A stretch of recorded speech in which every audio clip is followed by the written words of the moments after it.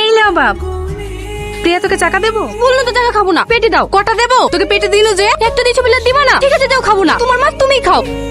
দেখো দিনি সাথী, সাথী আমাকে বলবা না, আমি বুঝাতে পারবো না। রোজ রোজ ঝামেলা করবে আর আমাকে মেটাতে হবে। তোর আবার কি হলো? রিয়া, রিয়া বললাম তো আমাকে ডাকবা না, আমি খাবো না।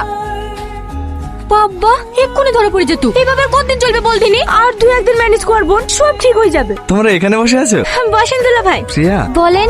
আমাদের তো সেই ছোটবেলায় থেকে বিয়ে ঠিক হয়ে আছে। তখন তো আমরা কিছু বুঝতাম না, এখন আমরা বড় হয়েছি, বুঝতে শিখেছি। তাই বলছিলাম, তোমার যদি এই বিয়েতে মত না থাকে, তুমি যদি অন্য কাউকে পছন্দ করো, আমাকে খোলাখুলি বলতে পারো, এ নিয়ে কোনো সমস্যা হবে না, আমি কিছু মনেও করবো না। না না, আমি রাজি। আমার কোনো বয়ফ্রেন্ড নাই। আমাকে পছন্দ তোমার? হ্যাঁ, পছন্দ হবে না কেন? আপনি এত সুন্দর দেখতে। 15 বছরে তো তোমায় কিছু দিতে পারিনি, তোমার জন্য ছোট্ট উপহার। কই দেখি। আসছি। বাবা ব্লু